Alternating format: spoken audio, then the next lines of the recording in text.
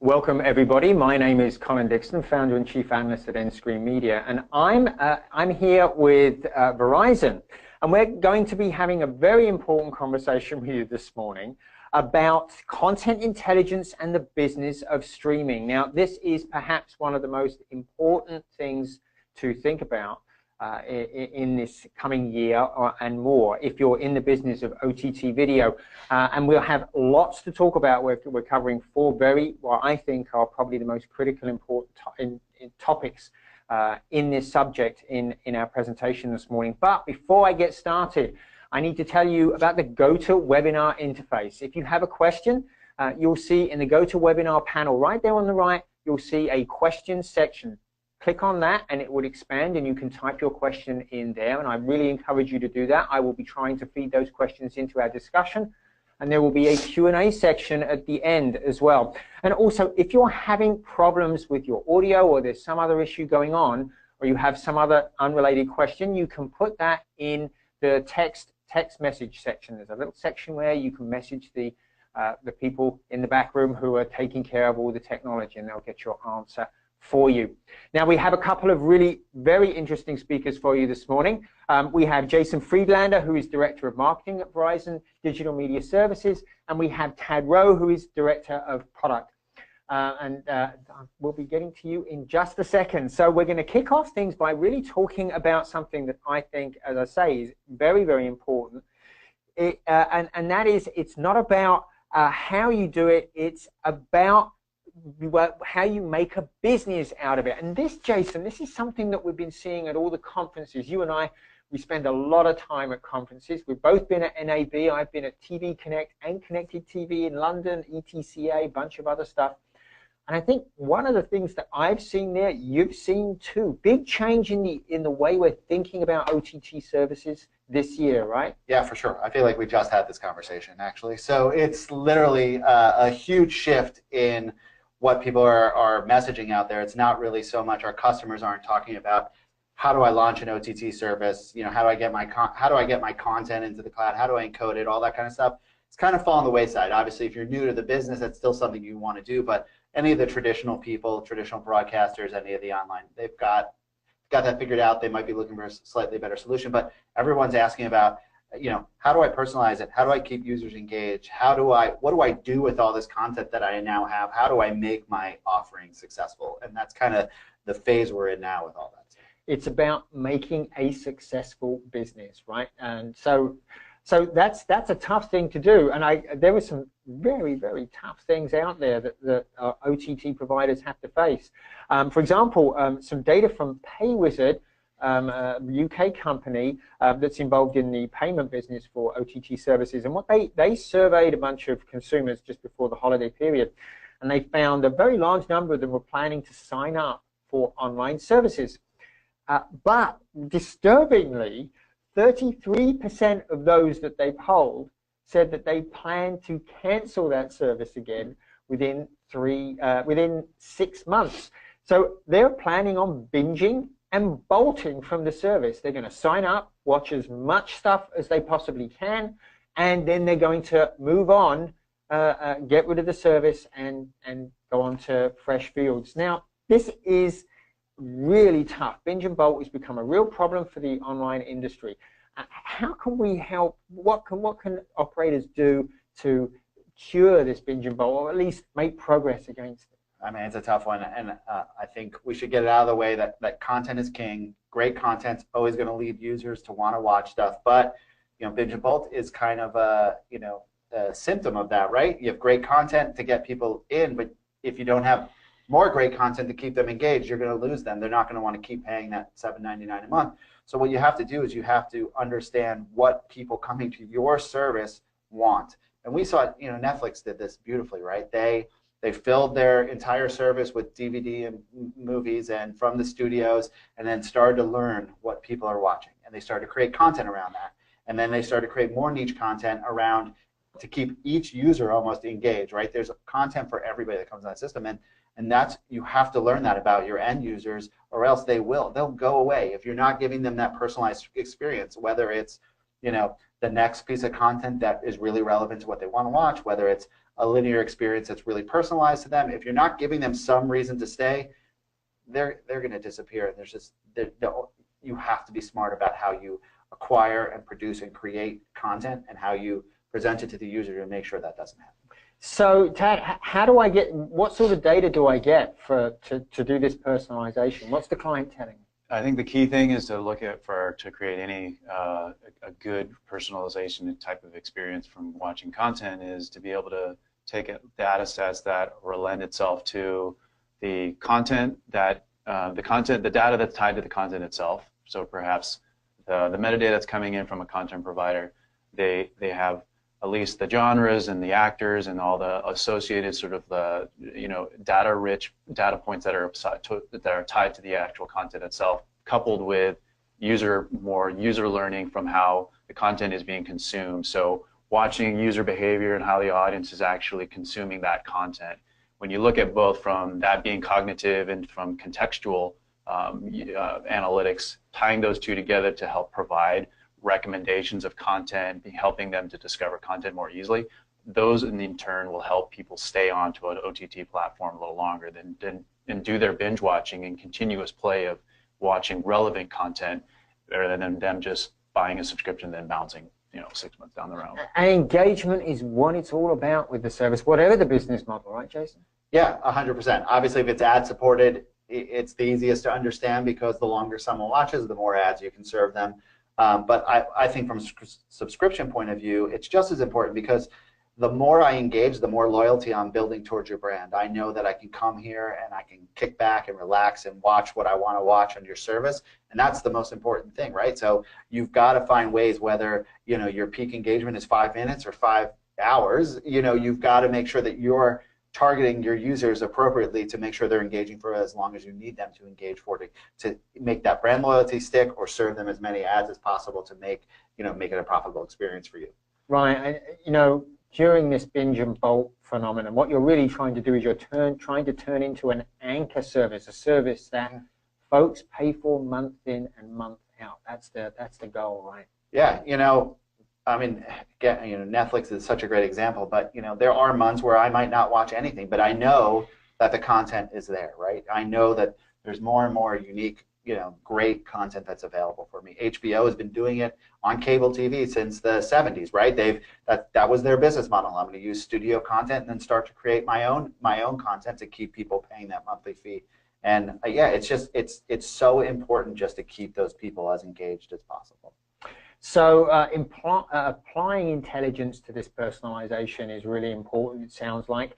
But one of the great things here is it actually has real benefits in dollars and cents to providers. Now, TiVo produces some great data that they've been doing in their video trends report. And what I've done is I've grabbed that data. So what you're looking at right here is you're looking at TiVo data over the last 4 years. So you've got 3 lines here. The red line, that is the percentage of pay TV subscribers that actually use search. So they're typing into a search box. You see the gray-blue line is those that are getting recommendations from their operator. And the one you should really focus in on is that yellow line. And this is the number of people that make 1 or more pay-per-view purchases a month. And the thing to really notice here is operators are making steady progress in rolling out personalization and getting people to use search. And that is paying benefit by constantly increasing the number of people that are using their pay-per-view system. So there's the evidence right there. This personalization really does work to help not just get people to stay with your service, but if you're in the business of commerce, to get people paying more for your service. Yeah, I mean, I think you can easily replace search in that graph with curation, right? Like, again, to make it serve people, a search result is serving you up content that I hope I'm going to get you, to watch. In this case, buy a pay-per-view movie. Same thing with curated linear experience, things like that. Why can't we use that same technology, the same, the same mindset to curate experiences that are personalized that way as well to keep me engaged? We just have to. It all comes around the data. Searches are powered by data, and we need to now power these other experiences that were traditionally powered by someone just putting up sticky notes on a big board to say, yep, these 4 shows go great together. That's my 2-hour block. But yeah, they go great for a mass audience, but I need things to go great for each individual user. I tend to doubt the 3 of us will want to sit through 2 hours of half-hour shows and agree on all of the same half-hour shows. We need to use data to really understand what each one of us wants and serve that up to each person. And I think it also comes through in the from a content watching perspective and even in the advertising perspective. The relevant ads are going to actually keep someone who is watching from more of an AVOD type of experience will be watching something that's actually more personalized to them. It's going to keep them from jumping off of the app or jumping off of that content point and to go somewhere else to seek out something that's more relevant to them. So it bleeds in from the content itself and even the advertising. That's where the content providers are trying to make their money, is to keep it relevant there too, to keep everyone on board. So I think those types of intelligence from that bleed into personalization, having a system that actually where you can actually ingest and manage your content and being able to then at the same time have a good read on your analytics, coming albeit from various disparate sources, but being able to tie that back into the asset level, I think is important for publishers, content publishers who are actually creating that content to be cognizant of what those are from an intelligence standpoint to help them make informed decisions as they make the content and then also publish to the apps that they control as well. Right. I think the ads is a great example. I mean, if we've talked about this in the past, is that everyone says people hate ads, but if you actually research and talk to people, they don't hate ads, they hate irrelevant ads. Right. And so what we've seen is our customers tell us between using some technology that we have that people, when they're getting relevant targeted ads to them, there's a 50% engagement increase in content through the ad breaks. And that's huge. People just hate broadcast ads because it's one to many. You can never pick the right ad that's going to appease everybody. So everyone just says, ugh, I hate it. But I think we can start small with ads, as people have been doing, and grow that experience to make it a full. It's so important because when you look at graphs of the number of people that are watching, at each ad break, that's when you see the drop. Yeah. So keeping people engaged through that ad break is absolutely critical. Really There was one thing I wanted to follow up with you, Tad, and that was the data aspect. We talked about metadata and we talked about personalization data, what people like. But doing personalization is not just those data pools. There are other data pools. It's very complicated, isn't it? Putting things like social media into the equation. Absolutely. I think when you look at the disparate types of data sources that are out there, I mean, if you look at from a content creator perspective, to be aware of before I publish this finished asset, going through the cycles of looking at particularly, let's say I'm working on a movie piece or an episodic TV series. From both those angles, there could be assets, there are clips or promos or trailers that are created out of a movie longer form asset that's actually experimented or at least being published to social nets and being consumed on your Facebooks and YouTubes and Twitters and so forth, tying some of that social engagement analytics back into the process of those that are utilizing the sort of content production cycles. It helps them to see, from a movie standpoint, perhaps that could change the way the outcome of the finished product is going to become. And that could be from everything from, well, the trailer or this promo piece performed really well, and it featured these actors or these celebrities and had this sort of scenes engaged to help them dictate sort of the informant of how they can change or at least finish the outcome of the content piece itself before it goes to final cut. In an episodic series example, same thing there, where a lot of times the series of 12 episodes in one season, they're halfway through the season, but they're still continuing on the continuation of how they're writing and scripting out and finishing out the product, the finished assets for the last few episodes. That same thing, seeing how the feedback of analytics and intelligence, of engagement, perhaps even looking at some of the monetization parts of it, of the prior episodes can help inform where to drive and where to make decisions on finishing up the remaining episodes of the season. So those are just some examples coming from, looking at various sources of analytics and intelligence to tie that back into a system where we are definitely taking a hard look at that and have recognized the fact that having smart intelligence coupled into the managing systems of your content itself, I think is very vital and critical to the success of your video business. Right. And that's a very important point. It's applying intelligence to the delivery as well as to the personalization. And that can have real benefits to your business. I was thinking OTT video services sometimes have a very big choice to make. For example, in hardware, if they're buying hardware for the encode cycle of their service. So to keep people interested, one of the things that's absolutely critical is that you keep fresh content. So there's a regular drumbeat of bringing in new titles and aging out old titles, and that means that you have to encode those new titles.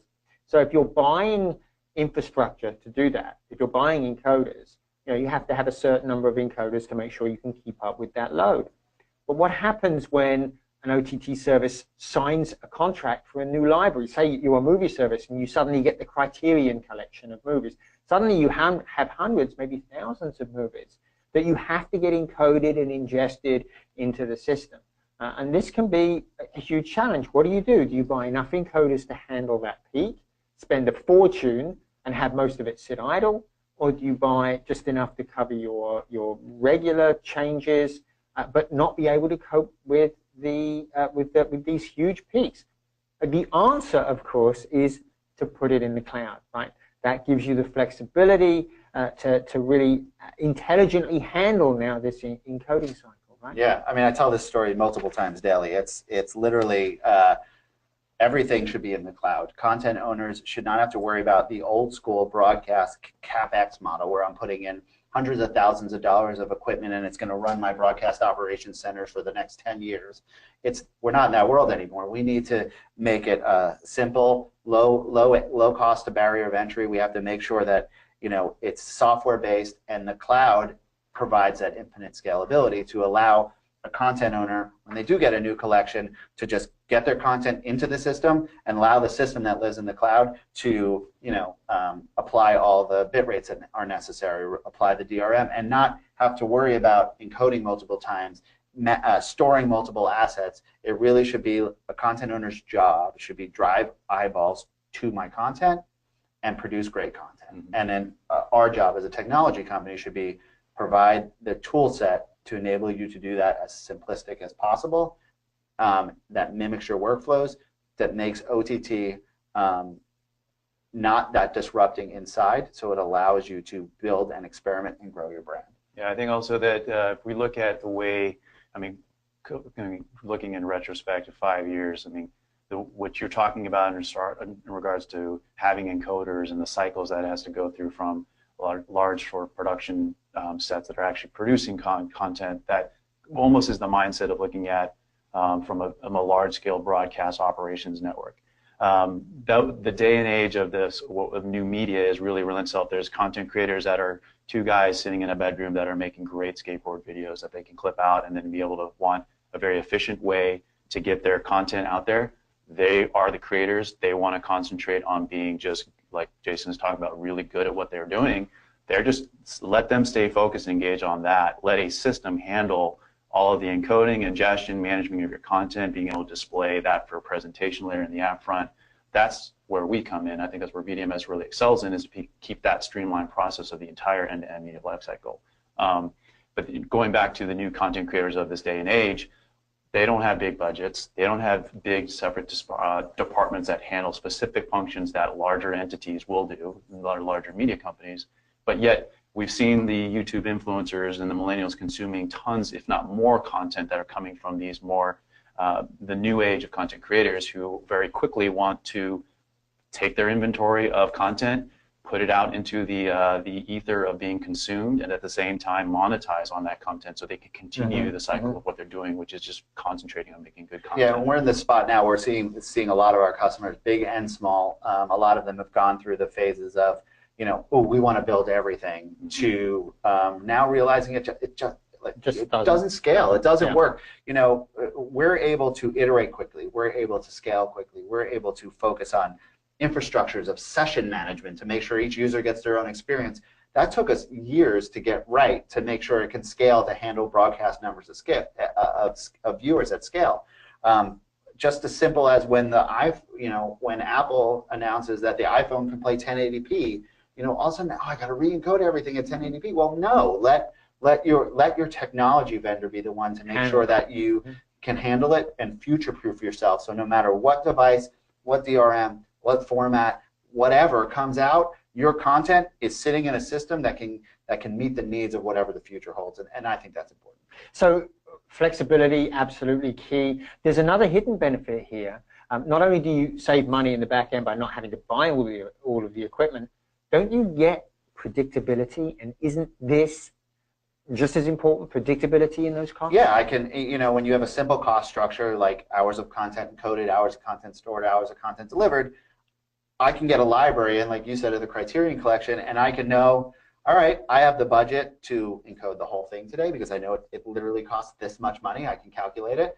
Or I can spread my budget out over a few months. I can really predictably understand how much it's going to cost me to ingest that content and store it. And then more importantly, on the playout side, I know if it's an hour of this is viewed, it costs me X. So I need my subscription model to be able to handle that, or I need my ads to earn a certain CPM. I can really start to really understand my business, as opposed to, oh my God, I got to pay off the CapEx of all these machines I just did and all these people I've had to hire to do that, and now the guys to dial in bit rates on every single piece of content coming in. That's just so unnecessary these days. A lot of companies have figured that out and figured out how to make it look good and how to be successful and how to scale. Right, and this flexibility piece sounds like it's really critical too. I remember talking with Tim Connolly at Hulu, and one of the things he told me was they absolutely obsess on the details of, particularly of the sign-up process, exactly where the position of the button is in the interface, what color is that button, what sort of graphic you get in the background. If you have a very flexible platform that's very easy to change, you can react to all of these types of issues, right?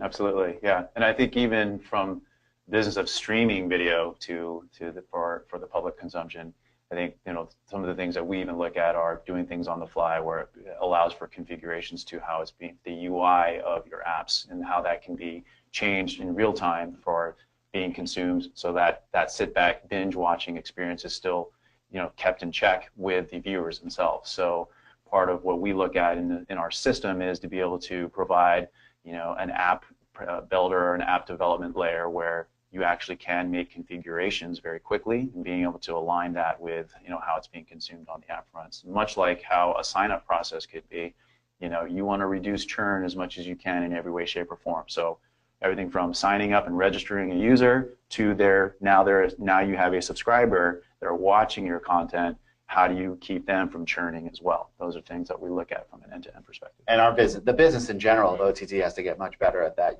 We've talked about that.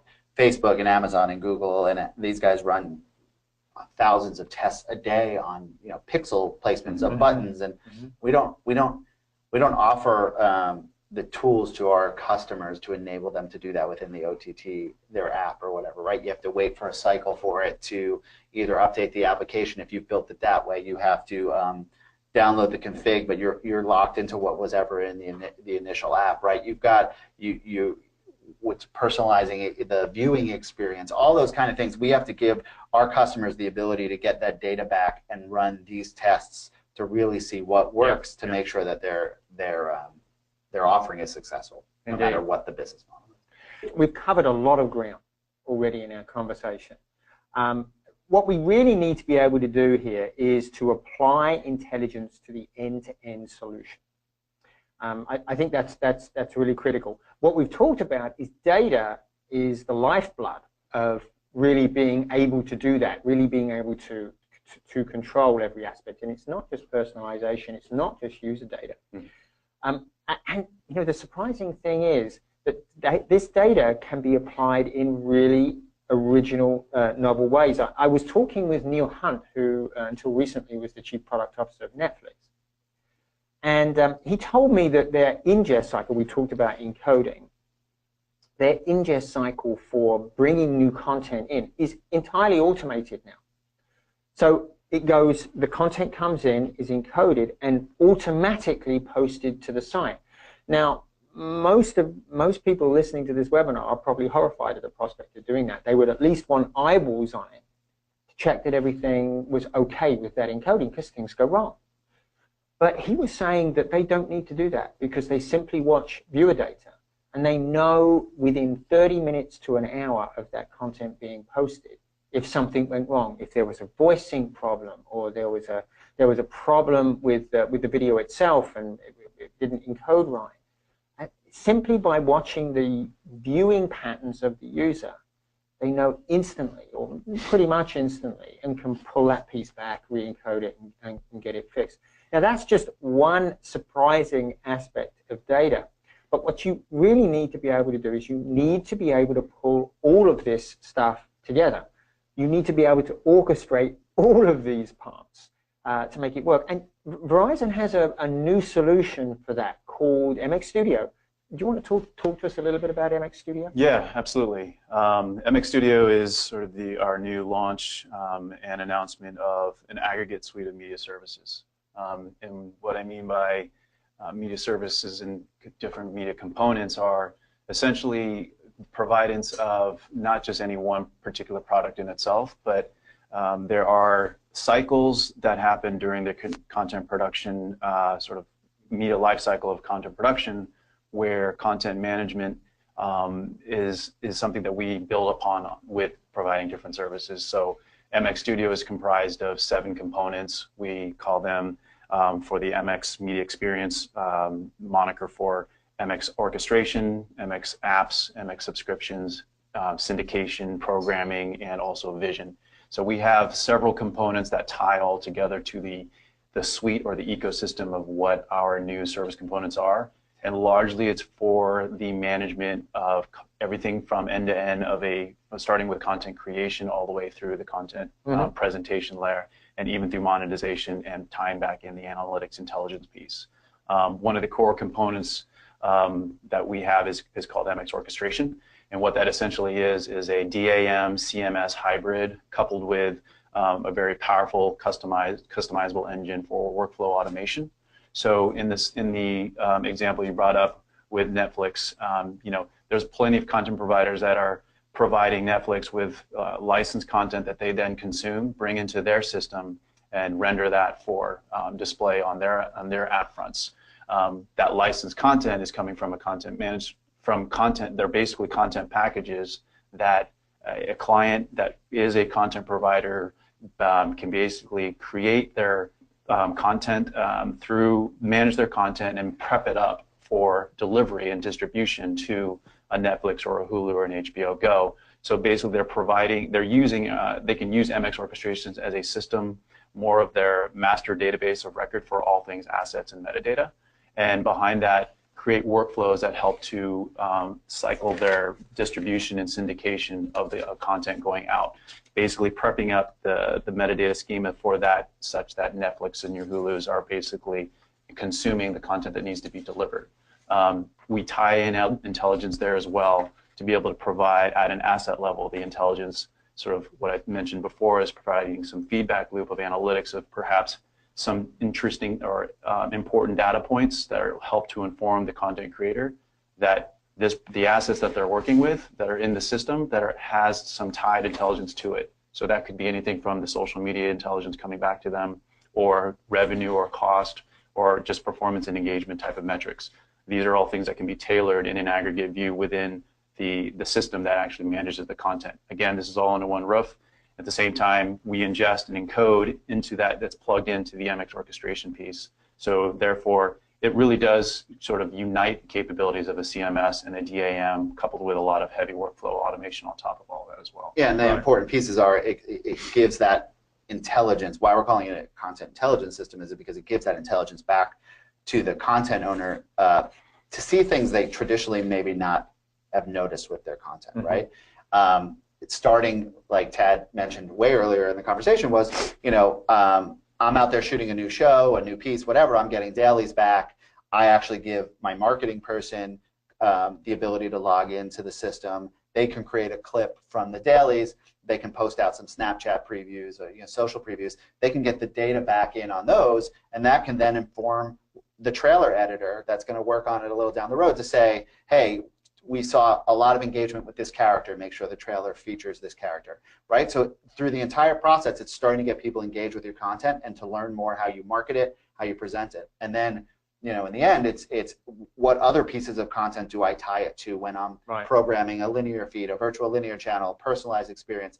And then most importantly, like Tad said, I have all this data of what it costs to make now. I know everything about what it costs to make, what it costs to acquire if I acquired it, and I know how much revenue I'm bringing in on the back end. I can then make smarter decisions around, okay, I need to acquire or produce more content like this, or I need to get out of that business, or I need to package this together to, with other pieces to drive more revenue around that. And we think that's super important. We think these are just things you can't see on the surface of a piece of content.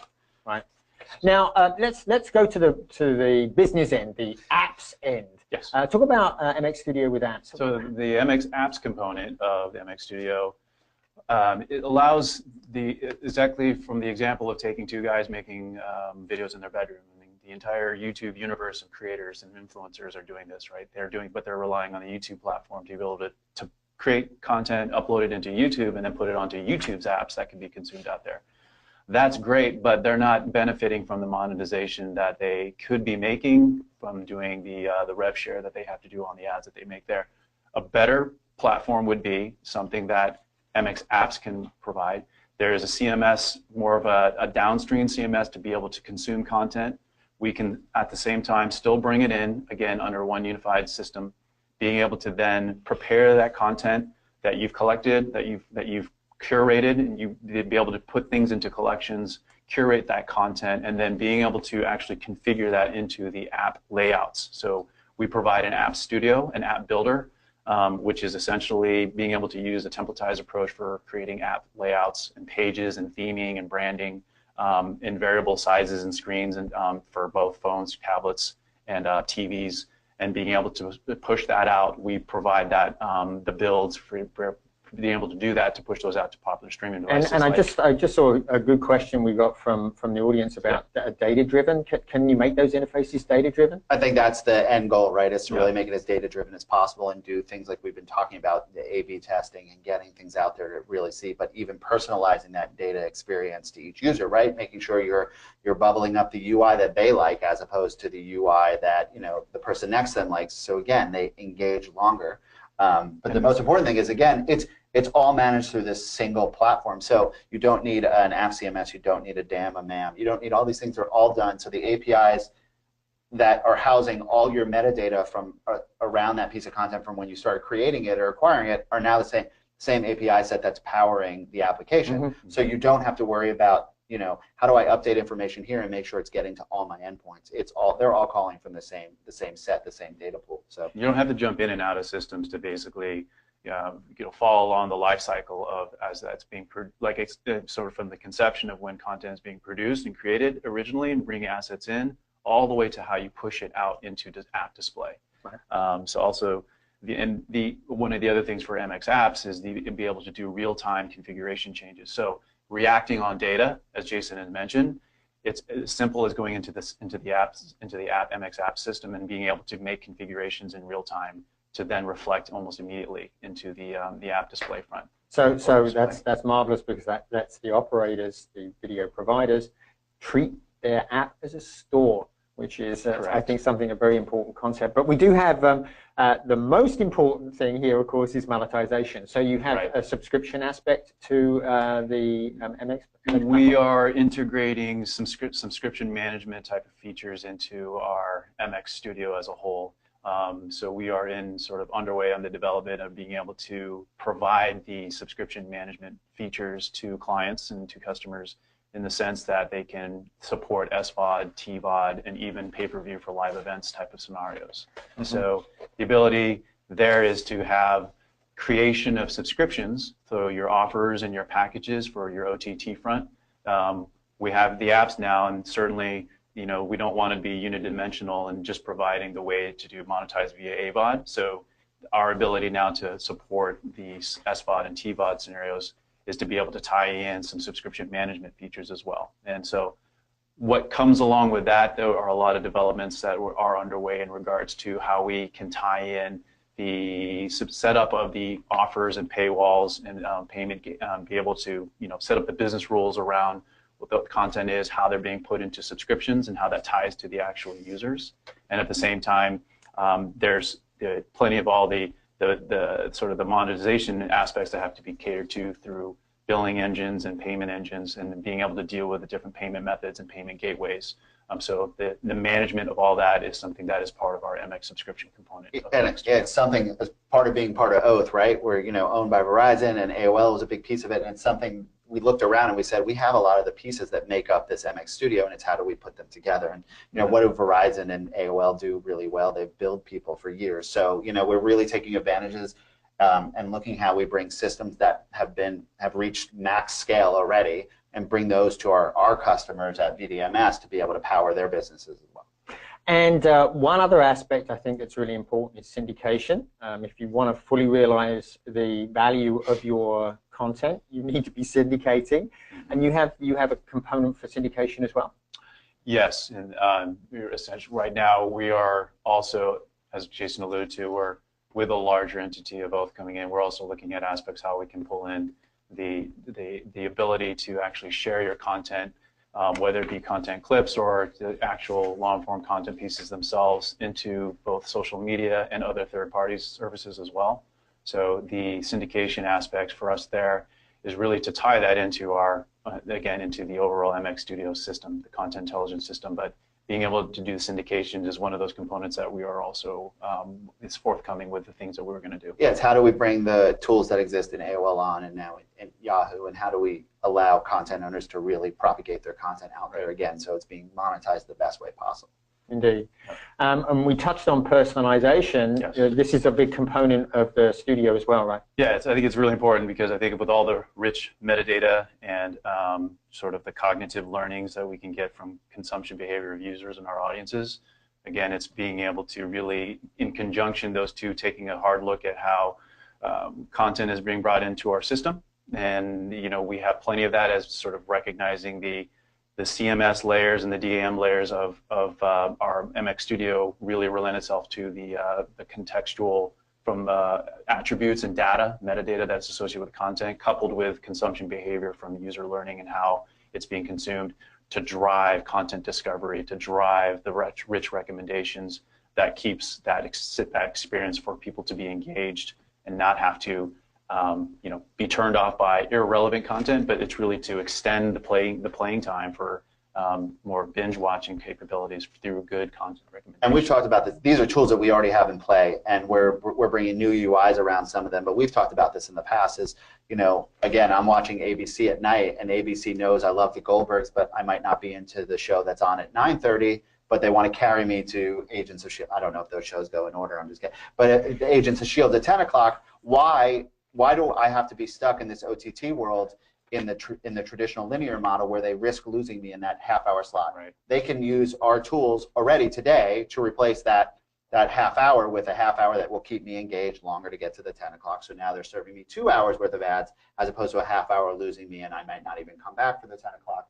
Doing that, or even better, is in the clip world, and we're excited with like the Yahoo Sports data and the Yahoo Finance data, all these things that we're getting and the users there, is to be able to say, hey, Colin, I know you're a big investor in Apple and Google and Microsoft, so when you come to my service, I'm going to use the MX Studio, and I'm going to give you a virtual linear feed of just those clips, not a playlist, literally stitched together with ads inside to give you an experience that is only relevant to you, and that can just be done via a simple API call. And all those tools exist, and we're just excited to bring them in and tie them into the data layers that exist. So that's really exciting. I mean, you can bring personalization even to a quote standard linear stream. Yeah. And I think the context of virtual linear channels through personalization is a great segue into how that ties into another MX component, which is MX programming. It dynamically can generate through virtual linear channels through personalization. Those aspects helps to drive that component.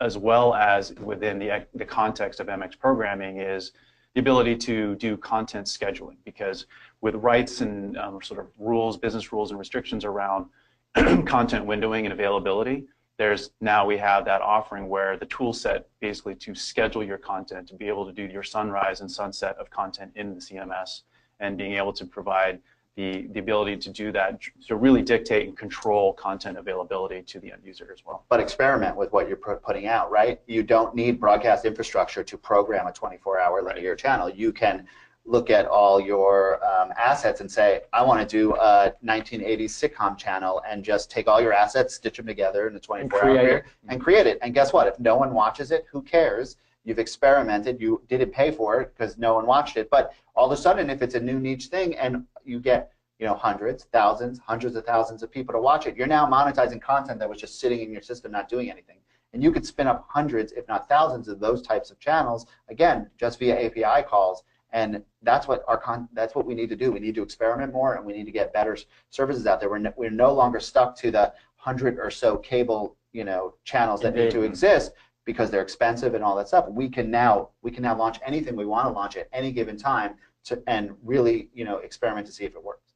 That's a really interesting. I mean, we talked about flexibility and being able to respond to what's going on in the market. The idea of being able to spin up a quote linear channel based on an event that's just happened, maybe a new movie or something happened to a pop star or something.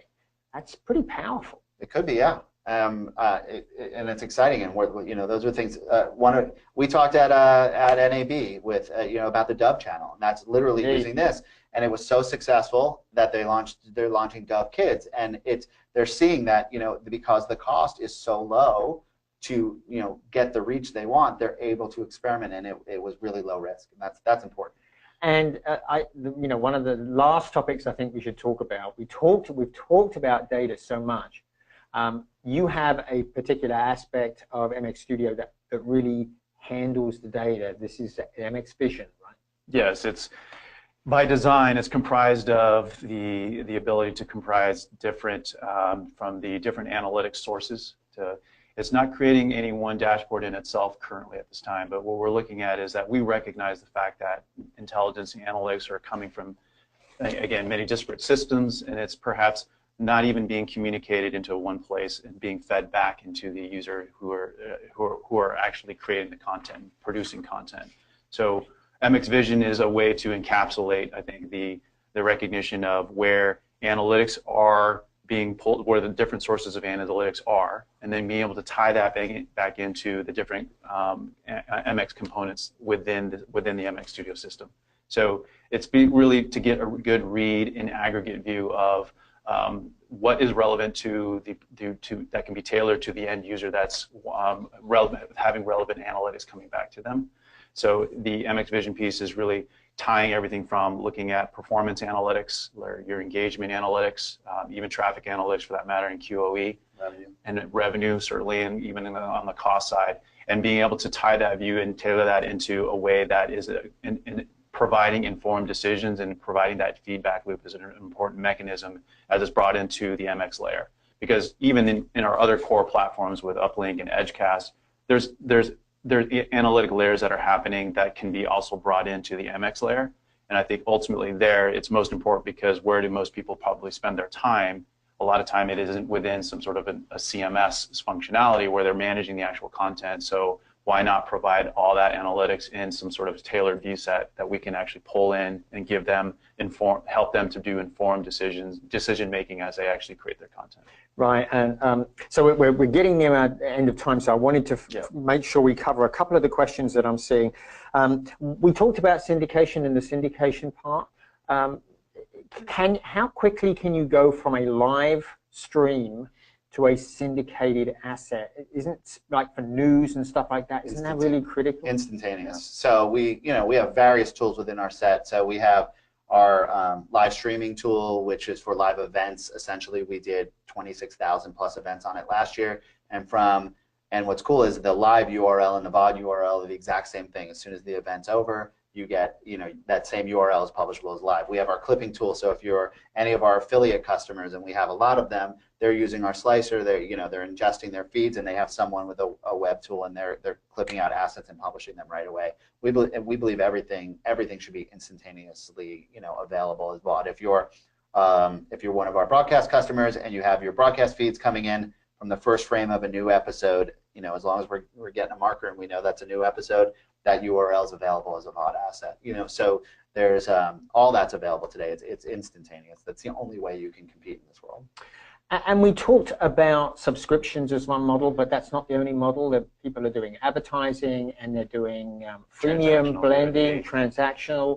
So talk to us a little bit about support for those types of models. Yeah, I think within MX Studio, it's looking at the MX subscriptions piece. It's really, we recognize, I think domestically here in the US, it's AVOD is pretty dominant, but these OTT services also have a huge majority play going into the SVOD, sort of an SVOD angle. When you look globally and internationally, we've seen a lot of research and also recognize the fact that AVOD is not as popular outside of the US as it is for SVOD and TVOD. So having subscription service, having the subscription management service capabilities within MX is a key component for us. And one of the things that we are looking to build out with the ability, as Jason had mentioned before, some of the components that fall into how we launch a successful subscription product. We're looking at some of the other entities within the Oath umbrella to be able to take advantage of things like the payment systems and dealing with billing engines that AOL or Yahoo perhaps have those developments that we are actually taking advantage and integrating it as well. But we're going to have that subscription management piece sit on top of our app layer. So the app CMS, you have the ability to create your subscriptions, you're controlling your content there, you're also managing your users, which are going to be your subscribers. So couple all that in is to be able to provide that subscription offering. But also encode once, right? So we have the ability, whether your content has ad markers in it, broadcast ads, whatever, to be able to put markers in the stream and then via URL appends to determine how that plays back. So if I have to use C3 load, I can play it back as broadcast. But on the fourth day, I can replace those just with the URL append to dynamic ads. Or if I'm doing my subscription service, I can just say skip and it concatenates everything together. So we have the ability, again, content owners, simplification across the board is what we want. One asset does everything you need it to do, no matter what your business model is. Yeah, and it sounds like reducing that complexity, because there are a dizzying amount of things that I can do with this content, and it sounds like keeping it simple, keeping it single asset, that just simplifies the workflows from everything else. Yeah, from there on out, if you can have one asset that you can then apply all your APIs to, your URL appends, and it plays back everywhere. Obviously, you're able to focus much more on making sure you can bring more technology as opposed to having to, how do I get this to work here, there, or there. You're able to, focus on that one platform and make sure it works everywhere it needs to do, and it handles all the business rules that someone needs to take care of. Very good, very good. Well, we are just about out of time, gentlemen. I'm really sorry. This has been a fascinating conversation, and I'm looking forward to our next one, and I hope you are too out there. Very sorry if we didn't get to your questions, but we will follow up with you and get you answers to them offline. So from me, Colin Dixon, and from Jason and Tad, I want to thank you all for listening, and we'll see you again next time.